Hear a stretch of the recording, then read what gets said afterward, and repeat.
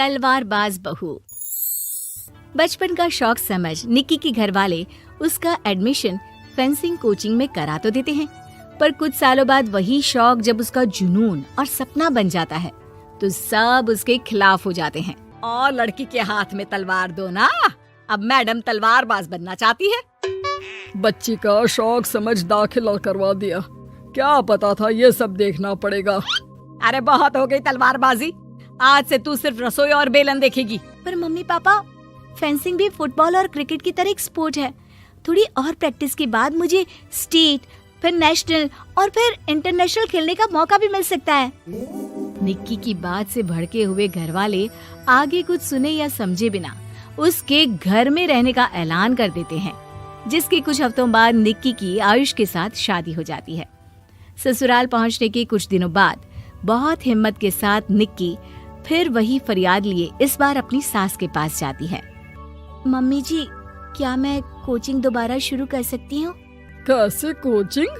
तेरे mummy papa ने तो हमें किसी कोचिंग या पढ़ाई के बारे में नहीं बताया। वो पढ़ाई नहीं, फेंसिंग की कोचिंग है। और देख, अपने अंग्रेजी के बड़े बड़े शब्द ना मुझसे ना बोला कर, सीधे सीधे बता कि ये फेंसिंग है क्या।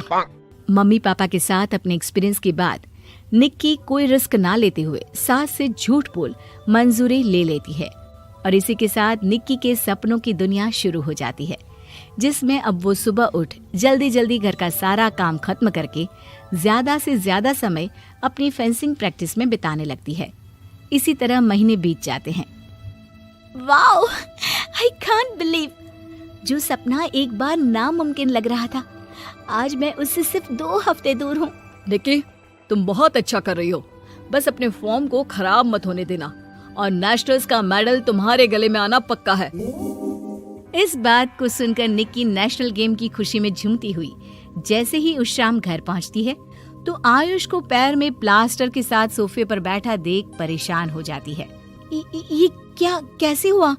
किसी ने मुझे फोन क्यों नहीं किया? ऑफिस से आते हुए रास्ते में किसी ने टक्कर मार दी, इसलिए बहू कल से इसके ठीक होने तक तो कोचिंग से छुट्टी ले ले, डॉक्टर ने पूरा बेड रेस्ट बोला है। पति की हालत और सास की बात से हैरान परेशान निक्की आगे कुछ बोले बिना अपने कमरे में चली जाती है। अब मैं क्या करूंगी? दोनों तरफ मेरी जिम्मेदारी है, अगर एक भी पूरी नहीं की तो लाइफ में दोबारा सुकून की सांस नहीं ले पाऊंगी। सच बता दूं क्या? नहीं, अगर इन्होंने भी घर में कैद कर लिया तो बचा कुचा मौका भी खो दूंगी। भगवान, आपने मुझे कहाँ फंसा दिया। मन ही मन ये सब सोचते हुए निक्की घर के काम और पति की सेवा में लग जाती है। इसी तरह 1 हफ्ता बीत जाता है। बहुत सोचने के बाद भी जब कोई दूसरा रास्ता नहीं दिखता तो निक्की सबको फेंसिंग की सच्चाई बताने का फैसला करती है और सास और पति के पास आती है। मम्मी, आयुष, मुझे आप दोनों से एक बात करनी है। तुम्हें भी मम्मी की तरह गैस हो गई है क्या?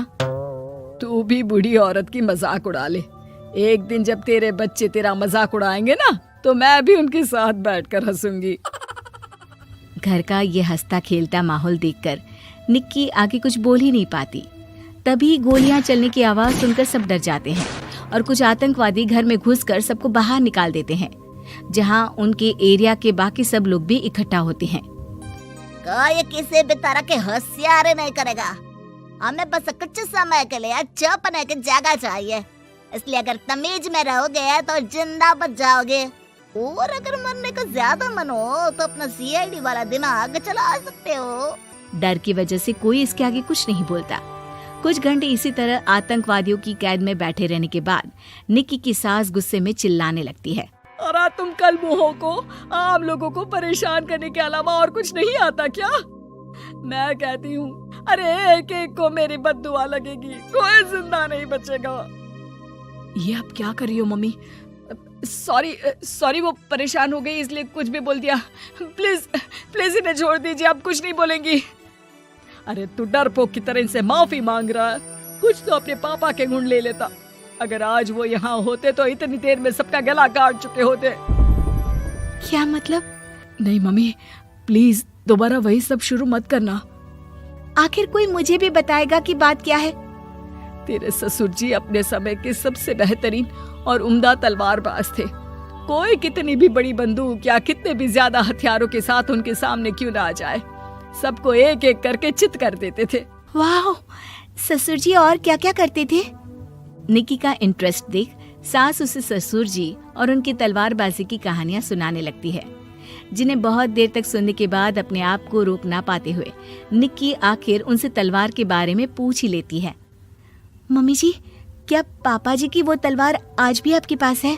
अरे इन्होंने अपने बेटे से ज्यादा उस तलवार से प्यार किया है तो फेंक कैसे देती, संदूक में संभाल कर रखी है। आयुष की बात सुन निक्की की आंखें चमक उठती हैं और वो सब कुछ भूल तलवार निकालने की बात कर बैठती है, जिसे सुन बाकी दोनों की आंखें फट जाती हैं। क्या बोला, जरा फिर से बोल। क्या कहानियां सुनकर तुम भी अपने आप को झांसी की रानी समझने लगी?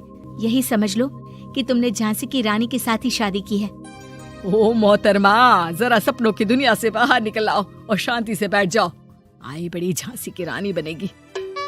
माहौल की गंभीरता और सास आयुष का रिएक्शन देख निक्की के पास उन्हें सच्चाई बताने के अलावा और कोई ऑप्शन नहीं बचता, इसलिए वो बिना कुछ सोचे समझे और देर किए उन्हें पूरी सच्चाई बता देती है, जिसे सुन दोनों भौंचक्के रह जाते हैं। और इसी के साथ अगले हफ्ते मुझे नेशनल्स खेलने का भी मौका मिला है, भरोसा कीजिए मैं कर सकती हूँ। निक्की की बातों से अभी तक सदमे में बैठे आयुष और सास उनकी तबीयत खराब होने का बहाना बनाते हैं और दवाइयाँ लाने के बहाने घर के अंदर जाने की बात करते हैं, जिस पर एक आतंकवादी भी उनके साथ घर के अंदर जाता है। निक्की दवाइयाँ लेने के बाद बाथरूम का बहाना बनाकर सास के कमरे में पहुंच जाती है। अब क्या बाथरूम भी साथ चलोगे? यहीं कमरे में रुको। 5 मिनट में बाहर नहीं आई तो अंदर आकर सारी गालियां सिर में उतार दूंगा। निक्की बाथरूम के अंदर चली जाती है। अब क्या करूं? तलवार कैसे निकालूं? मुझे किसी भी तरह इससे छुटकारा पाना होगा। सोच निक्की, जल्दी कुछ सोच। कुछ देर परेशान बाथरूम में इधर से उधर घूमने के बाद निक्की की नजर फर्स्ट एड बॉक्स पर पड़ती है और वो तुरंत उसमें से कैंची निकालकर उसे छुपाते हुए चुपचाप बाहर निकल आती है। हो गया तुम्हारा सारा नाटक खत्म, अब चुपचाप ये दवाइयाँ उठाकर बाहर चलो। ऐसा बोलकर जैसे ही आतंकवादी मुड़ता है, निक्की तुरंत उसकी गर्दन पर कैंची से वार कर देती है और उसकी बंदूक हाथ में लिए संदूक से तलवार निकालने लगती है, जिसकी कुछ देर बाद वो घर के पीछे वाली खिड़की से बाहर निकलकर छुपकर एक एक करके सब आतंकवादियों पर वार करके उन्हें घायल कर देती है। अब सारे पब्लिक की कैद में आ जाते हैं। ये सब देखकर आयुष और सास के साथ सारे लोग दंग रह जाते हैं। सास का सर गर्व से ऊंचा हो जाता है। मेरी बहू सिर्फ नेशनल्स नहीं, इंटरनेशनल भी खेलेगी। हाँ।